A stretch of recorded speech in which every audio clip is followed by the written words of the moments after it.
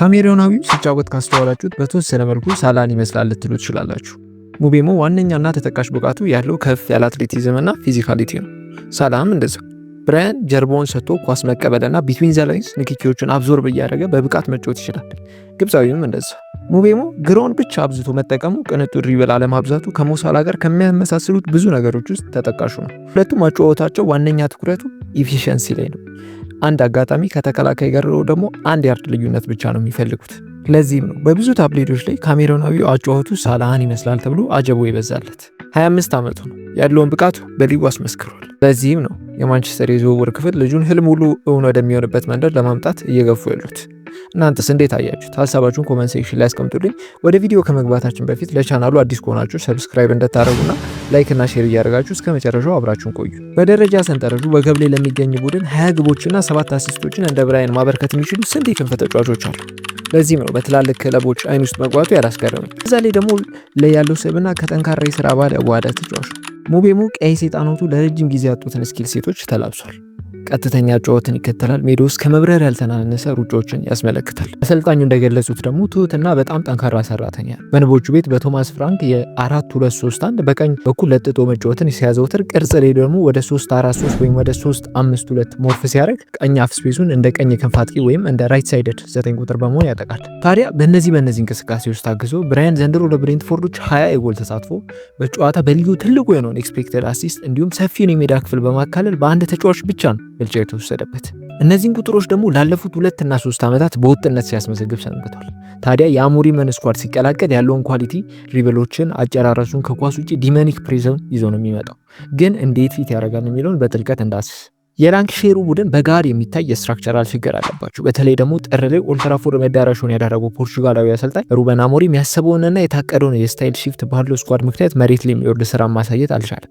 ለዚህ ነው በክረምቱ ብልጠትን ከፋይናንስ ያካለ ልምለማ የሚያስፈልገው። ቡድኑ ንቅለ ተከላ ከሚሽባቸው ተጠቃሽ ቦታዎች ዋነኞቹ ደግሞ የክንፍ ኤሪያዎቹ ናቸው። በዋነኝነት ደግሞ ራይት ዊንጉ።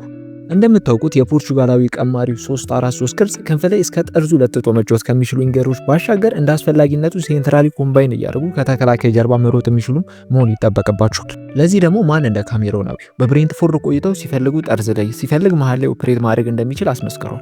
ምን እንደሚገርም ታውቃላችሁ? ሙቤሞ ካደረጋቸው በ136 የፕሪሚየር ሊግ ጨዋታዎች 55ቱን እንደ መጨረሻ ወይም እንደ ስትራይከር ሆኖ ተጫውቷል። አስቡ፣ ተፈጥሯዊ ኢንስቲንክቱ ብዙ ጊዜ ወደ ቀኝ አደልቶ ወይም ድሪፍት እያደረገ ፉልባኮችን አይሶሌት ወይም አንድ ለአንድ ከተገናኘ በኋላ ልክ እንደ ሮቤን ሰብሮ መግባት ነው። ልክ እንደ ሮበን ወይም እንደ ማህሪስ ሰብሮ መግባት ነው። ይህ ስታት ደግሞ ልጁ ምን ያህል ታክቲካሊ ቨርሳታይል እንደሆነ ያሳያል።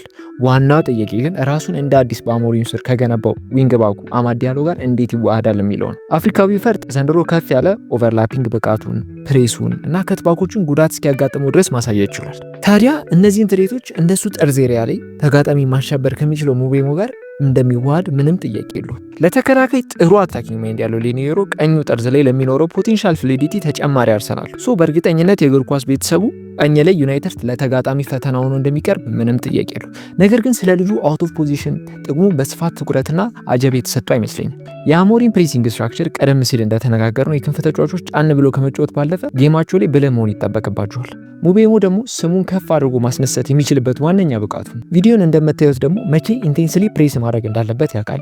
የተጋጣሚ ክፍት ተጫዋቾች ኳስ እንዳይቀበሉ በብቃት ፓሲንግ ሌኖችን ይዘጋል። ኦሬዲ ቡድኑ አፈግፍጎ እየተጫወተ ከሆነ ደግሞ ዞኑን በብቃት ይሸፍናል ወይም ይጠብቃል። ግን ከቪዲዮ ምን ያህል የቶማስ ፍራንክ ቡድን ፕሬስ ሲያደርጉ እንዴት ኦርጋናይዝድ እንደሆኑ ሳናደንቅ ማለፍ አንችል። ወደ አሞሪም እና ወደ ማንቸስተር ዩናይትድ ስንመጣ ግን ሙቤሞን ከያዙ ዘግቶ ለመጫወትና ወደ 3-5-2 ሆነ ወደ 5-3-2 ቅርጽ መቀየር ቢሻ ካሜሮናዊ ትክክለኛ መሳሪያ ነው። ፈርናንዴዝን ከሁለቱ አጥቂዎች በቅርብ ርቀት አስቀምጦት ቡድኑ በመልሶ ማጥቃት ሲጫወት እንደ ሰከንድ ስትራይከር የተቀመጠው ብራያን ትራንዚሽኖች ላይ ቻናሎችን በብቃት እያጠቃ አደጋ መፍጠር ይችላል። አስቡት ደግሞ ከአጠገቡ የሚኖረው ማቲያስ ኩኛ ነው፣ ኳሷን በጥልቀት ተመልሶ መቀበል ላይ የተካነ። ስለዚህ ብራያን ያለውን ኦፍ ዘ ቦል ኢንተሊጀንስ ተጠቅሞ ራሱን እኚህን የኩኛ ፓሶችን ለመቀበል ትክክለኛ ቦታ ላይ መገኘት ይችላል። ኢን ኮንክሉዥን ባለፉት ጊዜያት ዩናይትድ የሚያስፈርማቸው ተጫዋቾች ሲወጡ ሲወርዱ ተመልክተናል። ለዚህም ልጅ እርግጠኛ ሆነን ይሳካለታል ማለት አንችልም። ምክንያቱም ክለብ ውስጥ እየተፈጠሩ ያሉ የተለያዩ እውነቶች ቫሪያብሎች አሉ።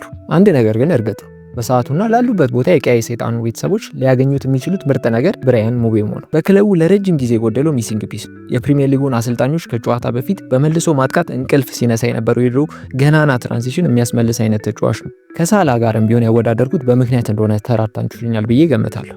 አትሌቲዝምና ድሪብሊንጉና ከቡድን አጋሮቹ ጋር 1-2 የመጫወት ብቃቱ አመቱ በስኬት ከታጀበለት ሪቪው እያደረግን እንዴት ነበር የሚለውን እንወያያለን ብዬ ጠብቃለሁ። እናንተ ግን የቱ ጋር ቢጫወት እንዴትስ ብንጠቀመው አዋጭ ይመስላችኋል? ሌላ ማን መግባት ማን መውጣት አለበት? ሀሳባችሁን ኮመንት ሴክሽን ላይ አስቀምጡልኝ። ይመሻችሁ።